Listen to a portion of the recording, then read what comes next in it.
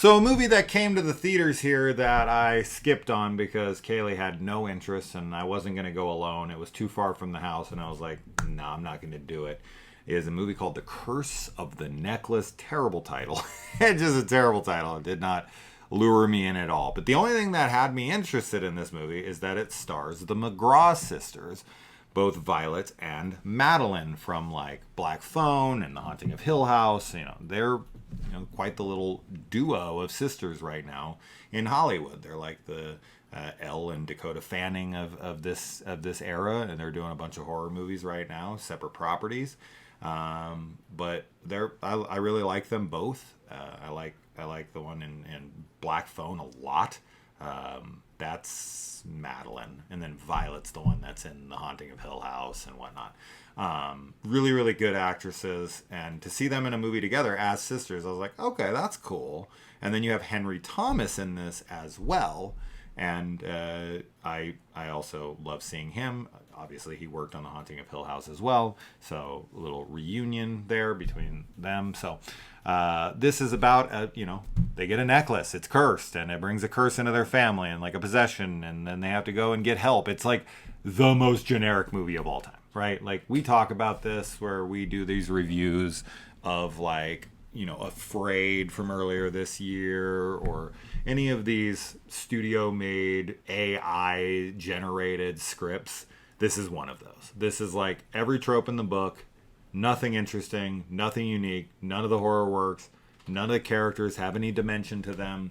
There's nothing going on here. It's cool to see the McGraw sisters, as I said, and to have their obvious like bond between them, since they are literally sisters in real life. You can tell that they know each other and that they are a family.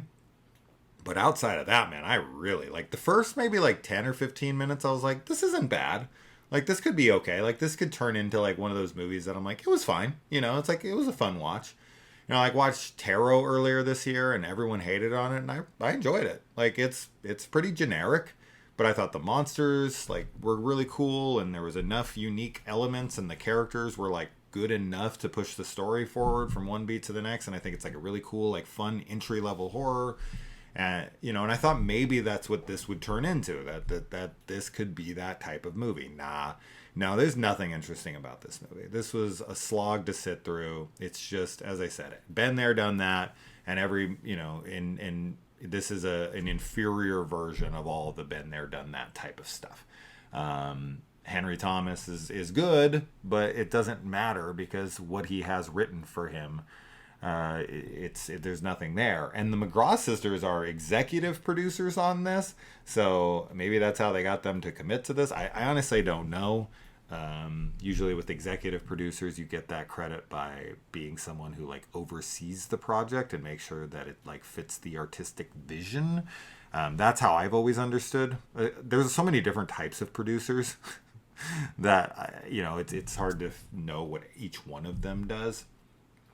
Like associate producers, line producers. Like, there's so many different types of producers. But executive producers, from what I've always understood, is they come on, like, they're there to be consulted to make sure that the story is matching the tone, the idea of like, that's like why Steven Spielberg is the executive producer of so many things. He kind of comes in, oversees the project, and like gives a little bit.